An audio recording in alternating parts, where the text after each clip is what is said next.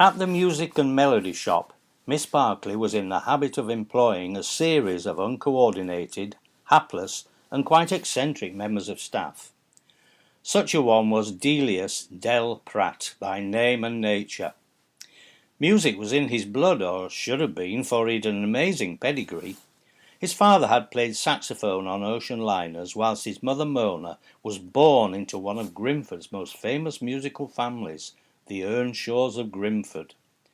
Dale's grandfather was Tallis Earnshaw, who along with Arnold Dolmada had been a pioneer of early music. His uncles were Haydn and Elgar Earnshaw, the latter the doyen of Grimford Choral Society, of which Elgar was chorus master to the principal conductor, Sir Malcolm Major. Uncle Haydn was lead cornet in Grimford Silver Band, and he was well known for his special triple tonguing techniques and lyrical arpeggios. On the female side, having signed a girl, Tallis was short on female composers, and in a moment that would cause Mona a certain degree of ridicule in later life, he named her Mona Lisa Earnshaw. Brother Haydn, Delius's uncle, was for a time remembered on his appearance in the radio programme Have a Go from the Grimford Mechanics' Institute. In fact, no one could ever forget it. Considering his musical lineage, nerves took hold, and he blurted out a most unfortunate faux pas. After an initial preamble about his musical forename, he was asked by Wilfred Pickles what was his particular taste in music. Haydn responded, "The modern English composers." "Do you like Britain?" said Pickles. And instead of the expected "yes," Haydn replied, "I do, but I prefer to go abroad for my holidays." Delius had left Grimford a few years earlier to become a pupil at the prestigious Melcaster Grammar School, where he'd been a boarder. Some years after leaving, he'd miraculously managed to hold down two part-time jobs, the one as a peripatetic teacher of the French horn, the other as a shop floor assistant at Music and Melody. In tune with his musical background, he'd played the horn from an early age.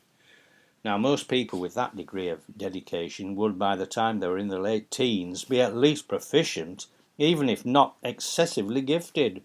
But not so Delius Pratt, who was capable of bringing a complete orchestra to its knees with his singular lack of technique. Alas, for members of the Melcaster Sinfonia, their former colleague had been set to make their professional lives a sheer misery. Despite his family connections, how Dell managed to pass the audition for second horn so soon after leaving school was anybody's guess, but pass he did. While still a member of this top ensemble, he persuaded his old school chum Peter Fosdyke to attend a rehearsal for a performance of Handel's Water Music, which contained a generous amount of French horn playing, while at the same time calling for a mature technique. Peter looked on, listening carefully for some degree of musical finesse from the bank of three horn players.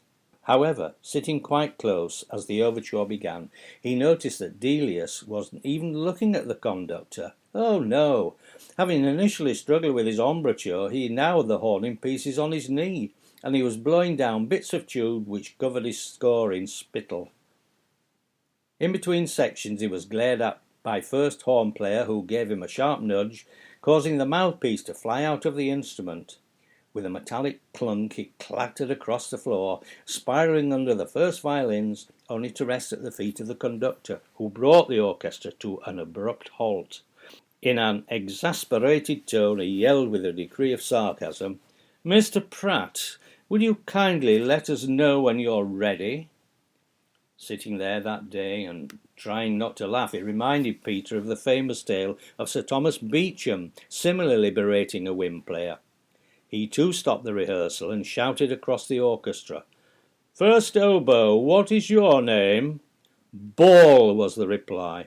"Ball," said Beecham. "How very singular." Having become familiar with the piece, Peter Fosdyke took a friend with him to the performance the following Saturday. But alas, Dell hadn't improved.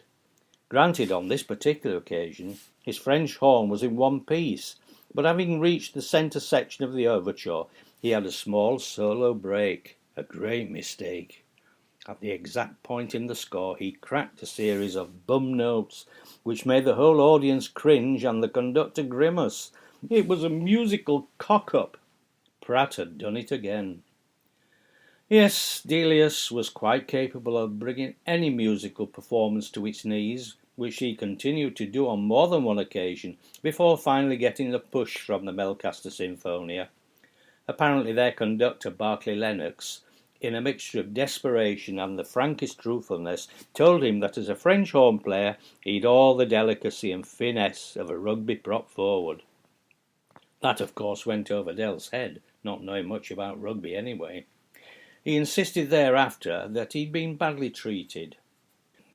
Incidentally, the self-same thing was to happen to him in his following career as a peripatetic horn teacher. Pathetic would be a more accurate terminology.